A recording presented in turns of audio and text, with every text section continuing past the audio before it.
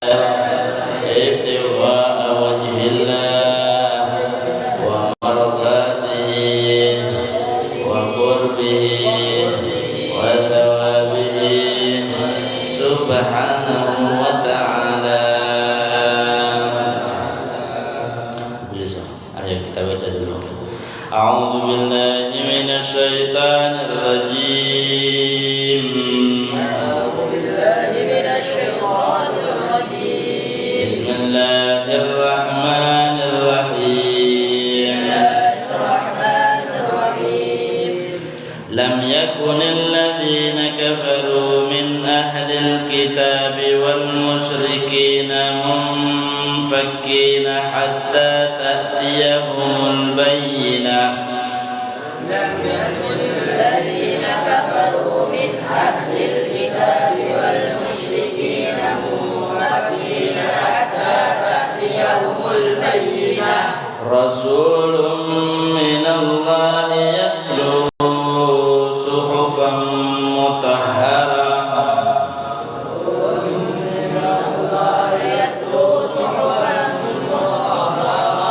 fiha kutubun qayyimah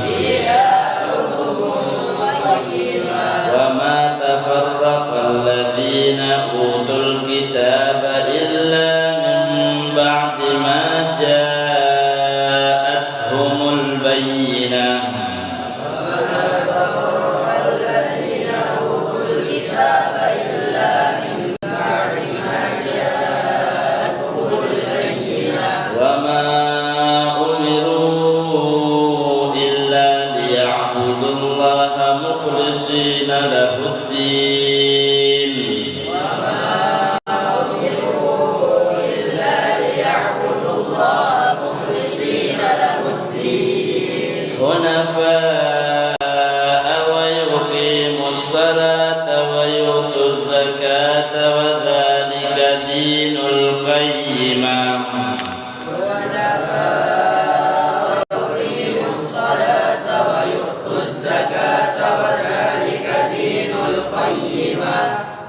Innal ladzina kafaru min ahlil kitabi wal musyrikina fi nari jahannam khalidina fiha.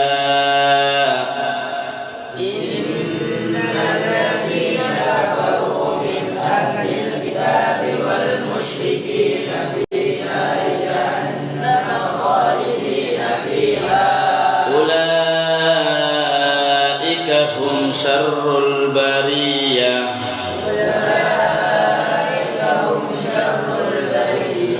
Innal ladzina amanu wa 'amilus salihati ulaika hum khairul bariyah. Innal ladzina amanu wa 'amilus salihati ulaika hum khairul bariyah. Rabbihim jannatu adnin tajri min tahtihal anhar. Jazaa'uhum 'inda rabbihim jannatu adnin tajri min tahtihal anhar khalidina fiha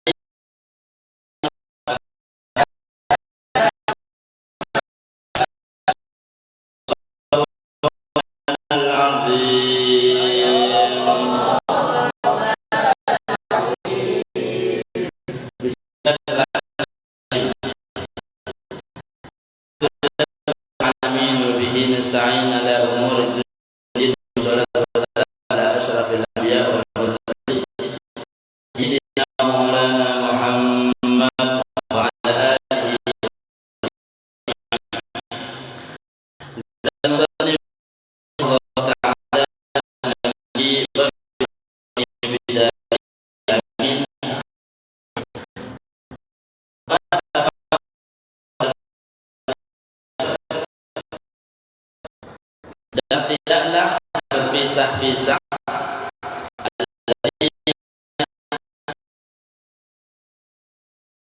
alladzina utul kitab, tidaklah berpisah-pisah orang yang telah diberi fil iman, di dalam iman bihi, kepada baginda Nabi sallallahu alaihi wasallam, illa, kecuali mim ba'di, setelah ma ja'atumul bayyinah, apa yang datang kepada mereka dari kebenaran, huwa sallallahu alaihi wasallam, yaitu baginda Nabi sallallahu alaihi wasallam, awil bu'a al-jadi, yang datang kepadanya mu'jizatahu, sebagai mukjizat untuk baginda Nabi, wa bamajihi, dan sebelum datangnya Nabi, kanu mujtami'ina 'alal imani bihi, mereka berkumpul atau sepakat beriman kepada baginda Nabi, idza jaa, ketika sudah hasadahu, kemudian dihasudi, diiri, man kafara bihi minhum, orang-orang yang mengkufuri baginda Nabi, minhum, di antara mereka. Sedikit ada yang tertinggal satu ayat. Ini masih membahas tentang mauqif, membahas tentang yang pertama, mauqif atau posisi ahlu kitab dan orang-orang musyrik sebelum diutusnya baginda Nabi sampai diutusnya baginda Nabi. Ayo jelas. Itu kosong, jangan buat sok kedua. Kan di surat ini pembahasannya ada 3. Yang pertama adalah mauqif, posisi, bagaimana keadaan atau yang dilakukan oleh orang-orang ahlu kitab sama orang-orang musyrik sebelum diutusnya baginda Nabi sampai diutusnya baginda Nabi. Pembahasan yang pertama, sisa satu ayat ini. Wa ma tafarraqal ladzina utul kitab, dan tidaklah berpisah-pisah atau berbeda pendapat. Jadi ada perbedaan pendapat antara orang-orang Yahudi, antara orang-orang ahli kitab di dalam baginda Nabi Muhammad.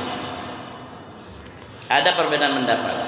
Wa ma tafarraqal ladzina utul kitab, dan tidak berpisah-pisah orang-orang yang telah diberikan kitab fil imani bihi, di dalam beriman kepada baginda Nabi, illa min ba'di ma ja'atumul bayyinah, kecuali setelah baginda Nabi itu diutus.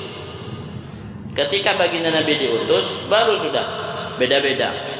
Ada sebagian yang beriman, ada sebagian yang tidak beriman.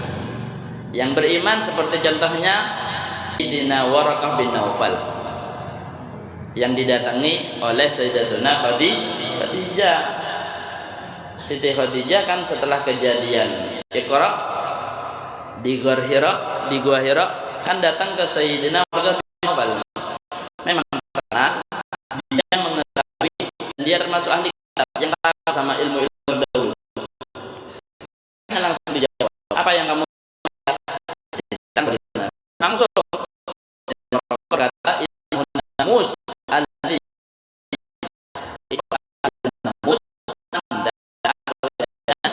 yang sama seperti kejadian yang terjadi kepada Nabi Musa. Kemudian bilang, kalau saya masih hidup, maka saya akan mengorbankan semua yang aku punya untuk mendukung. Apalagi ketika mereka mengeluarkan kamu, ketika kaummu mengeluarkan kamu. Kan langsung berkata seperti itu. Yang sudah disebutkan dalam kitab itu memang sudah disebutkan, dalam Taurat, kitab sebelumnya sudah disebutkan, nanti bakal keluar Nabi akhir zaman, dia yang paling afdal, Dia adalah penutup para nabi. Dan semua orang, semua bangsa berharap termasuk dari bangsanya. Orang Yahudi juga berharap termasuk dari bangsanya, bangsa Yahudi terakhir ini. Ternyata yang menjadi nabi terakhir dari bangsa Arab. Ketika dari bangsa Arab akhirnya hasud ilaja. Ketika sudah datang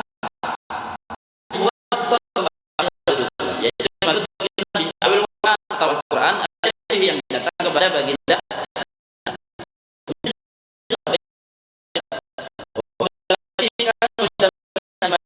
sebelum datangnya baginda Nabi, sebelum diutus, semuanya sepakat sudah beriman. Semuanya sepakat sebentar lagi, sekarang ini waktunya sudah banyak, ini tahun-tahun ini Nabi yang mereka sudah beriman. Nabi yang dari Arab terima hasud. Yang pertama di muka bumi adalah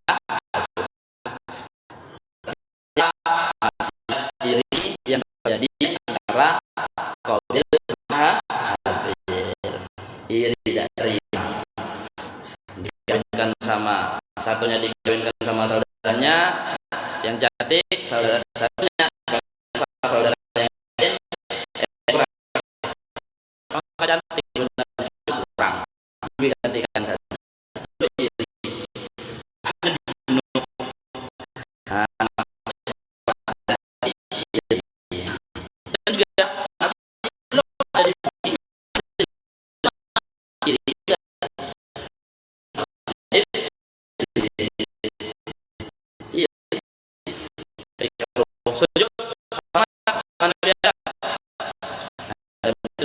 Ilmu dong, kamu ilmunya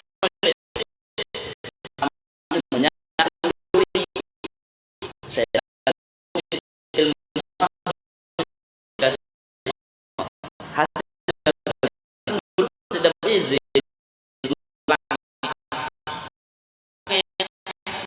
ya, lagi apa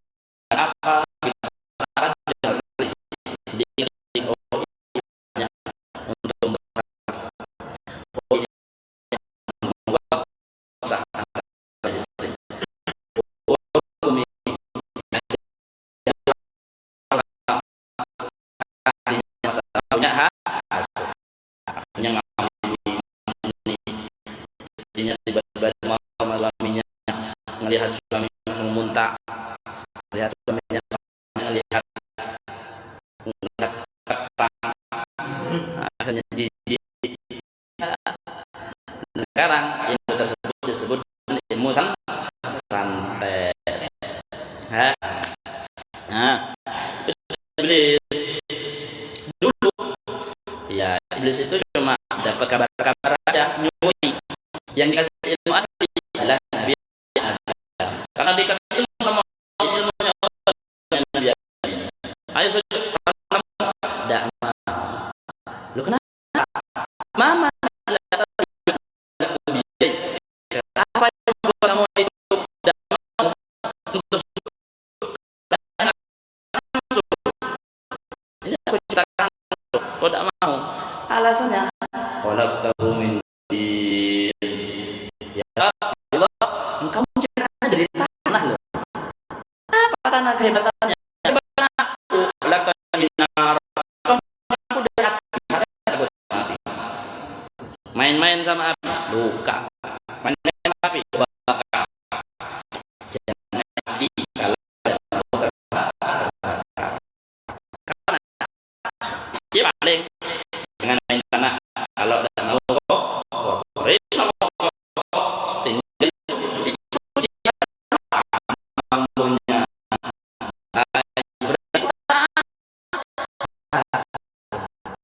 Iri, cuma kayak gitu, toh sudah diagungkan, yang harus diagungkan.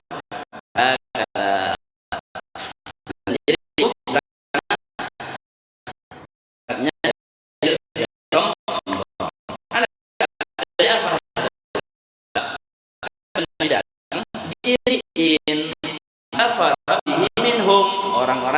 kafir, tidak mau terima. Akhirnya kan kebelah, pecah sudah. Ada yang beriman sama baginda Nabi, ada yang tidak beriman. Nah, ini posisinya. Ini mauqif yang kita bahas, pembahasan pertama di dalam surat Al-Bayyinah.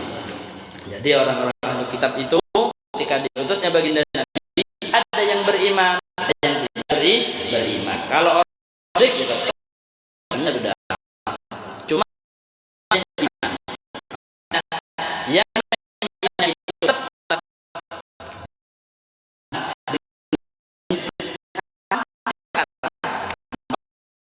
bapaknya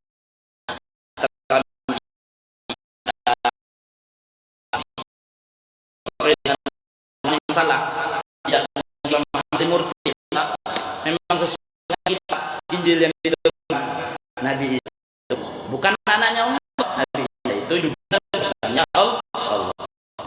Terus yang disebut sama Allah satu, ada dari kata Sunda.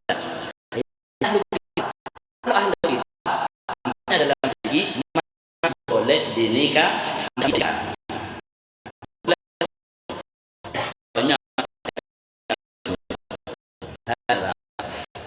Makanya jika sudah menikah di kitab itu akhirnya mulai sudah mempelajari Islam, dan kemudian tetap berubah menjadi beragama Islam. Yang mendirikan kerajaan juga Daulah Utsmaniyah kami sama juga menikah dengan ahlu kitab. Osman juga menikah dengan salah satu dari namanya pertamanya Holovira. Putranya juga sama, putranya Osman juga sama menikah dengan anaknya Kaisar. Putranya yang menikah dengan Holovira. Masuk ke Islam, dirubah namanya menjadi Nilufer. Dirubah ya kan, kalau masuk Islam dirubah. Yang kita haji itu dirubah, berubah karena kamu sekarang sama seperti baru lahir. Ada yang dirubah namanya, ada yang tidak dirubah tapi namanya tetap. Dari Abdullah mau dirubah, terus nama kamu tetap aja, cuma ditulis berubah namanya dari Abdullah ke Abdullah. Ya aslinya Abdullah, cuma ada sekedar bilang sudah. Kata tajrid baru karena dari haji adalah wukuf di Arafah. Jadi kalau sudah wukuf di Arafah, yakin semua dosanya dia diampuni sama Allah. Diampuni sama Allah. Kecuali yang hukukul adami ya. Hukukul adami enggak. Hukukul adami ini haknya orang, tidak dikembalikan. Nyuri, gosok. Kalau hubungan sama orang pokoknya tidak ada dapat ampunan kecuali dapat maaf dari orangnya. Itu hukukul adami. Kecuali hukukul adami. Tapi kalau yang berhubungan dengan Allah sudah tidak ada, diampuni semua. Makanya sebelum haji memang yang paling pertama kali harus dipikirkan adalah pikir punya salah sama siapa dari orang. Kalau punya salah sama Allah, dah usah wis, nanti wukuf di Arafah diampuni semuanya sama Allah. Yang perlu dipikir punya salah sama orang siapa ya? Siapa yang pernah ana zalimin dengan sengaja? Siapa yang pernah ana sakitin? Siapa yang pernah ana ambil barangnya? Siapa yang pernah ana gosok barangnya? Kata. Jangan pas dikira enggak ikhlas, enggak apa-apa. Ngomong diri. Pinjam sandalnya ya, iya, enggak apa-apa. Aku ibu. Ngomong diri orang enggak ada. Itu kok gosok, enggak boleh, hati-hati. Kadang di dalam maksiat yang kecil tersebut malah menarik dari murkanya Allah. Kata. Nah, sudah. Ini mauqif atau posisi keadaannya ahlu kitab sebelum diutus dan setelah diutusnya baginda Nabi. Sekarang kita masuk di dalam pembahasan yang kedua di dalam surat Al-Bayyinah, membahas tentang kepentingan dari ibadah ikhlas. Wa ma umiru, dan mereka tidak diperintahkan fi kitabaihim, di dalam dua kitabnya mereka. Yang dimaksud adalah Taurat wal Injil, dalam kitab Taurat sama Injil. Wa ma umiru, dan mereka tidak diperintahkan dalam kitab Taurat dan Injil illa liya'budullah, kecuali hanya untuk nyembah sama Allah. Perintah inti di dalam kitab Taurat sama Injil ya intinya harus nyembah hanya kepada Allah. Itu sudah. An ya'budu, harusnya kan pakai an.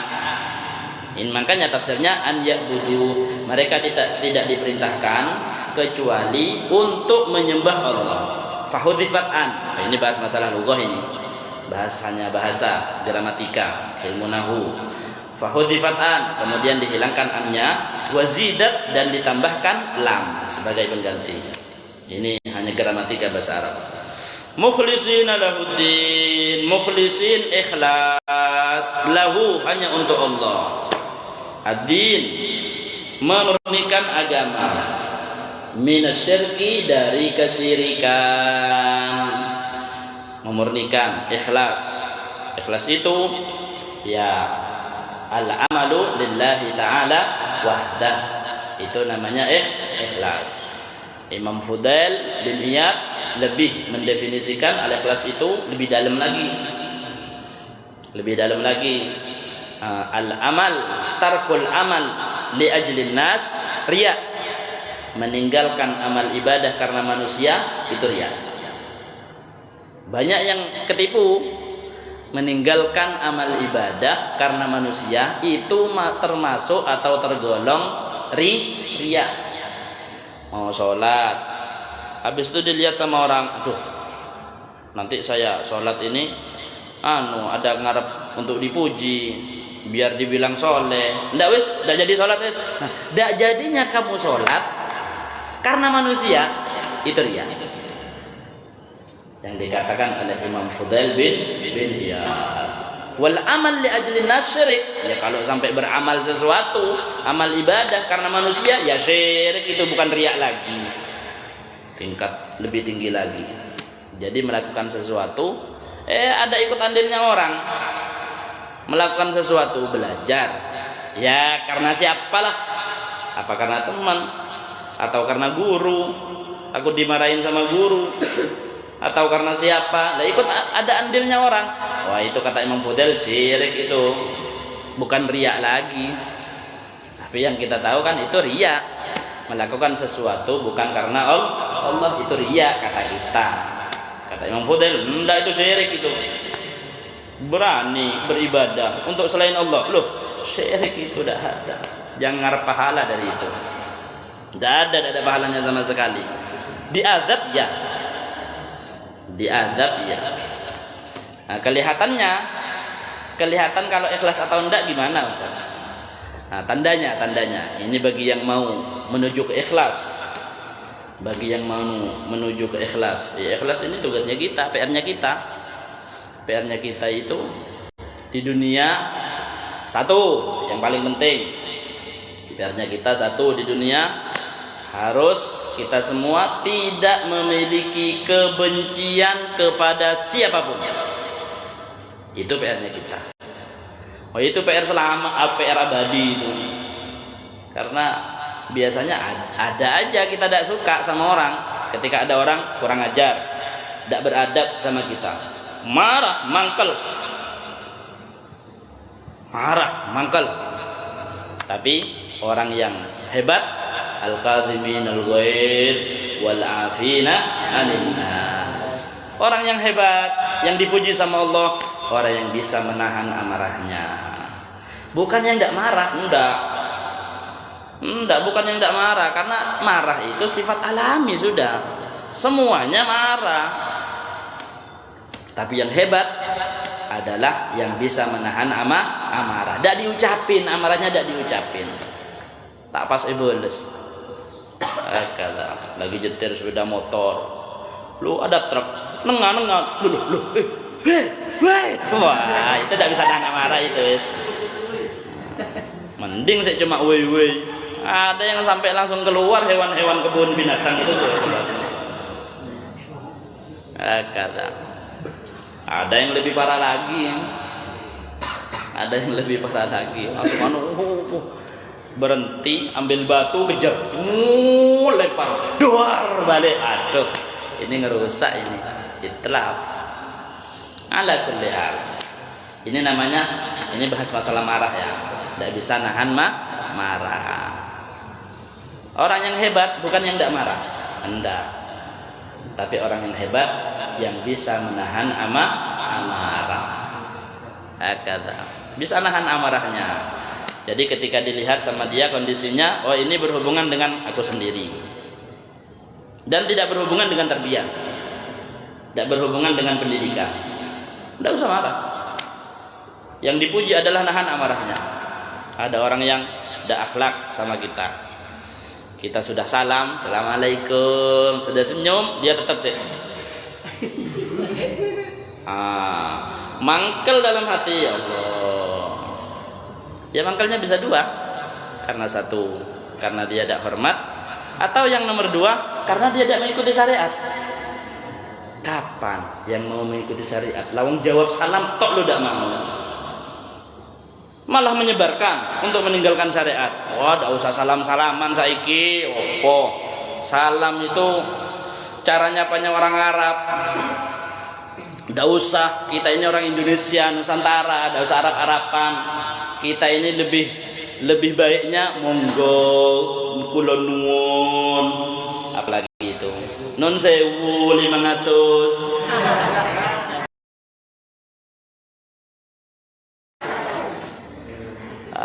Udah kayak gitu, udah usah salam-salaman, udah usah assalamualaikum, udah usah apa. Wah. Padahal itu termasuk dari syariat. Yang ngucapin salam sunnah, yang jawab dapat pahala wajib.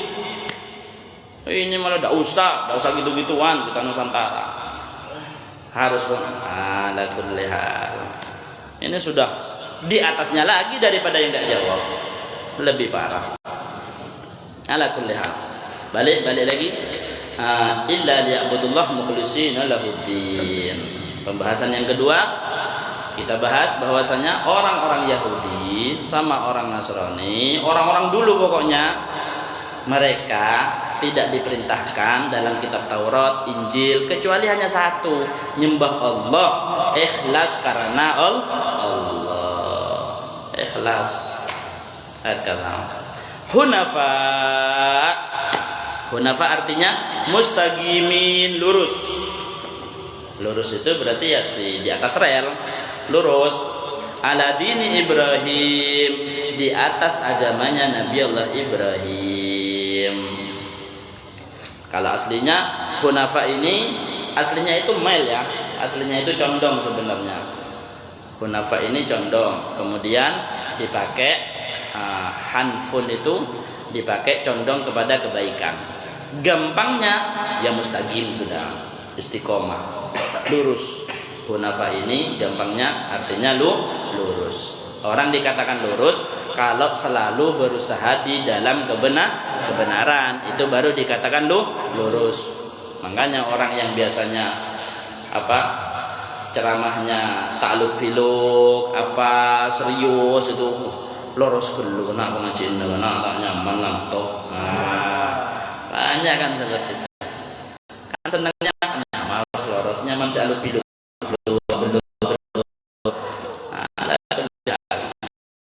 Ya kalau yang penting ketawanya dalam ilmu labas ya, tidak berlebihan, softo, gurau. Bagi Nabi juga softo kan, bagi Nabi juga gurau, bahkan dikatakan min afkahin nas, termasuk dari yang paling humoris bagi Nabi. Tapi humornya bagi Nabi dalam kebenaran, tidak pernah bohong.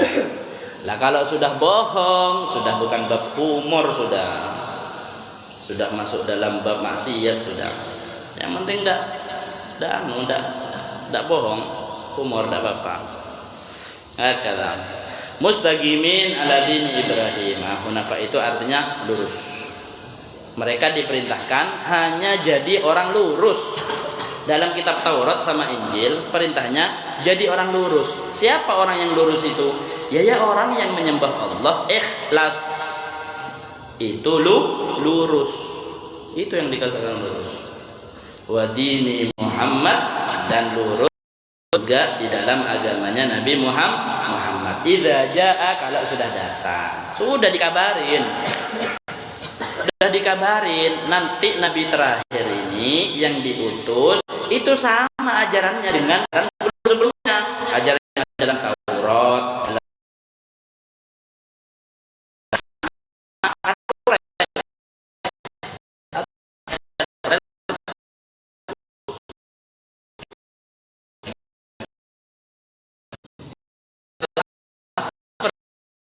iman.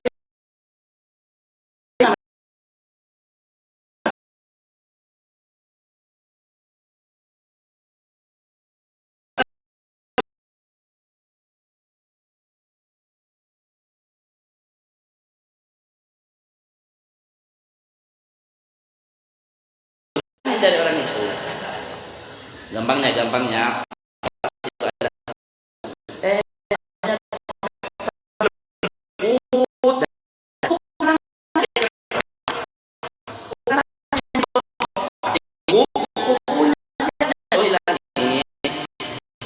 apa ini apa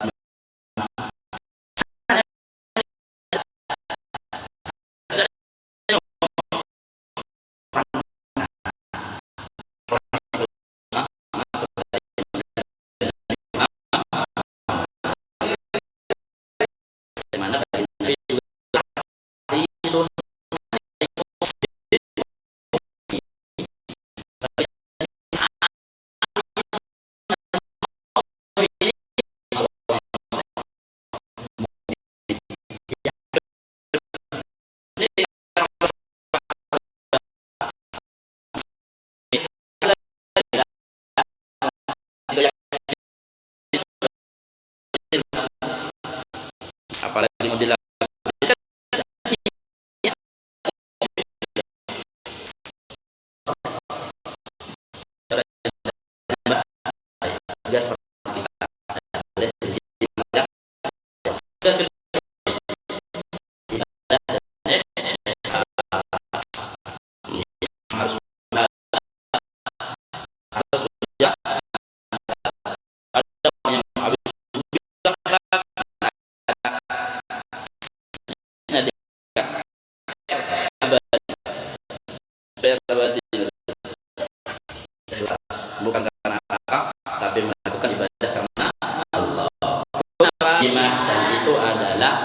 agama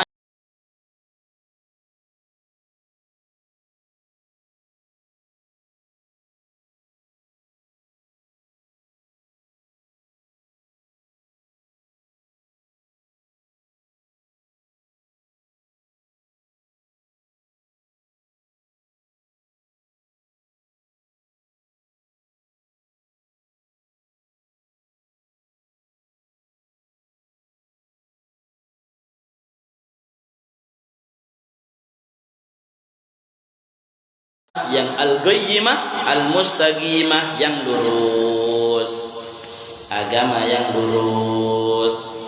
Itu sudah. Jadi yang diperintahkan itu satu, nyembah Allah. Dua, jaga sholat. Tiga, keluarkan zakat. Itu sudah yang diperintahkan. Maksudnya jaga sholat, maksudnya mendirikan sholat. Ya, yang namanya mendirikan itu melaksanakan sholat dengan as-sah. Sholat baru dikatakan sah kalau sesuai rukun utama. Kok di sini cuma disebut sholat, Ustaz? Ibadah sama Allah. Ya ini perwakilan dari tasyahud, syahadatain. Kemudian sholat dan zakat. Dua masih rukun Islam yang tidak disebut, puasa sama haji. Kenapa kok yang disebut cuma sholat sama zakat, Ustaz? Dikatakan dalam sawi ini, Hasyatus Sawi, wa fasas shalah wa zakah li syarafihima. Karena saking pentingnya sholat sama zakat, ini menjadi ukuran ini dan mendatangkan kebaikan.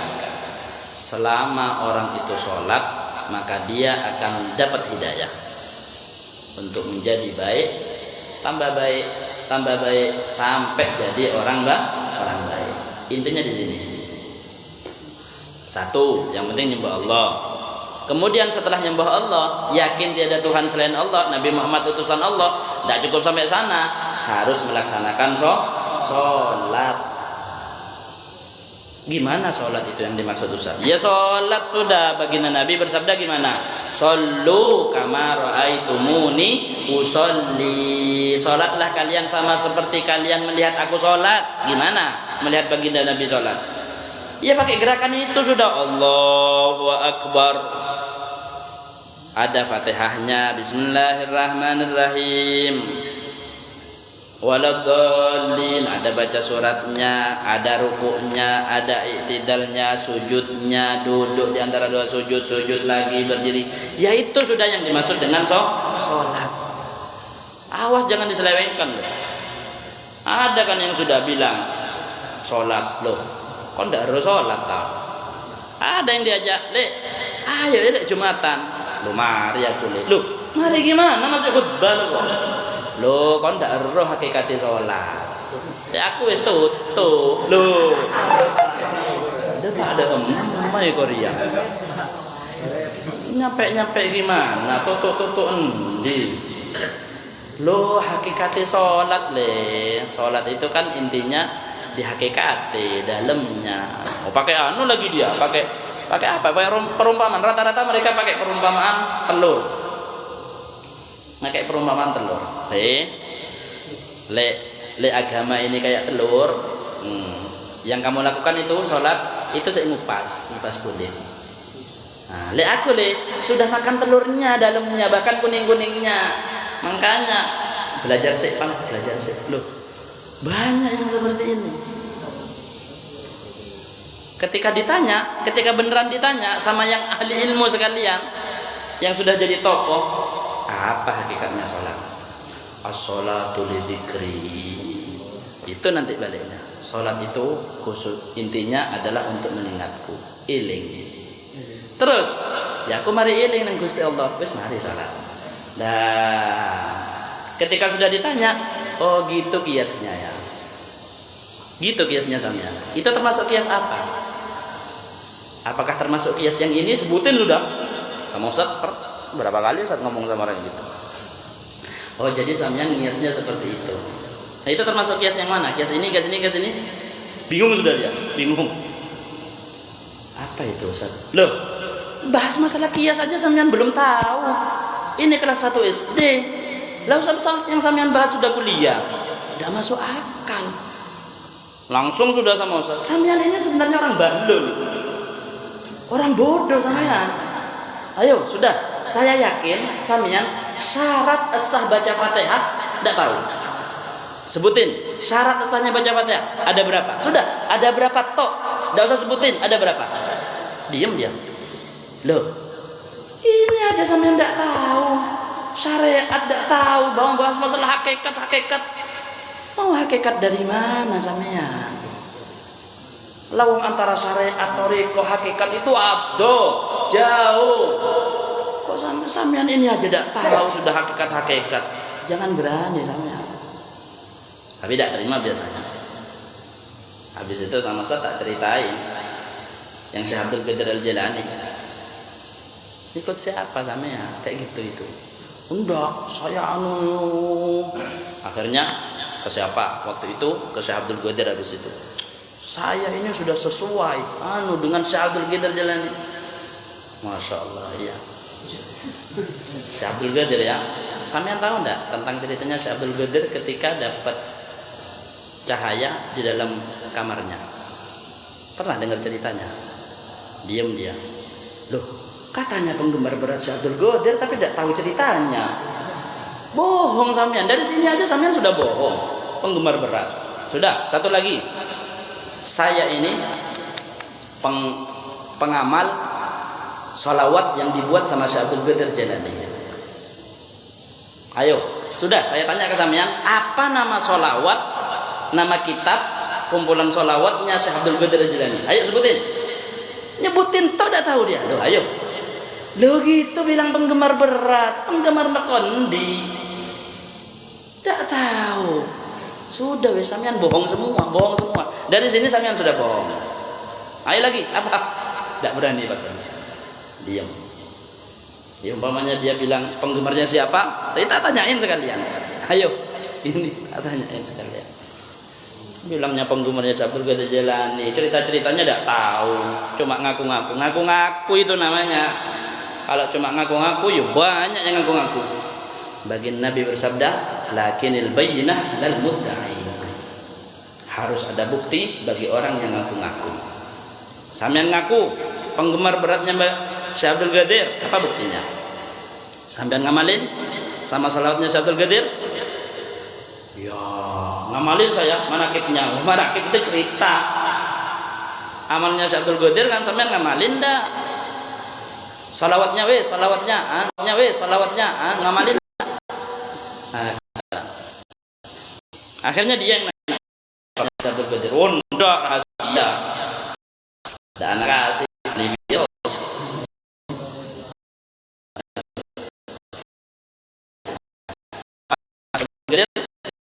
Badail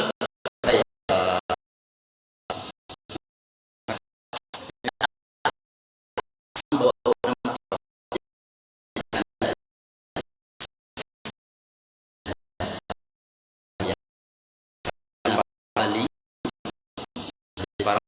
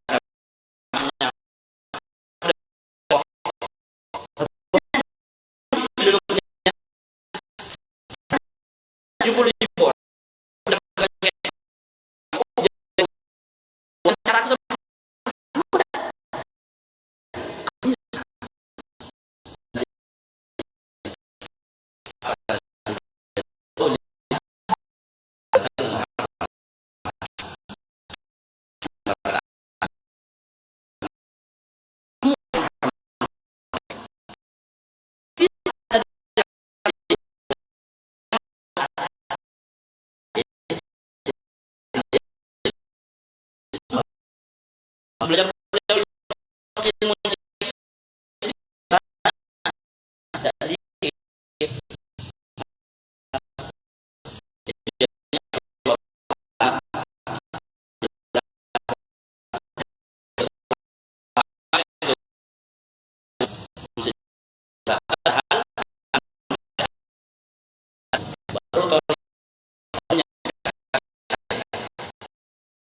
akhirnya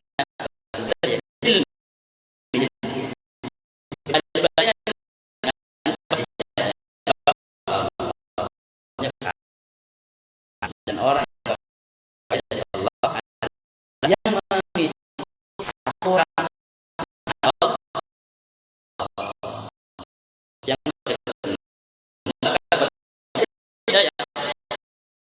yang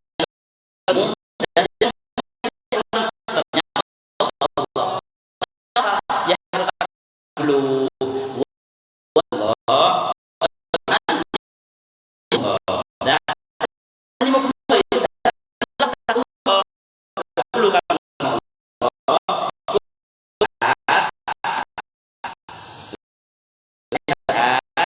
diwajibkan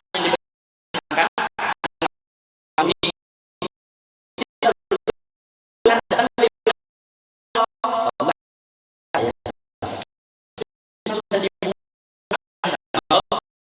disebut dalam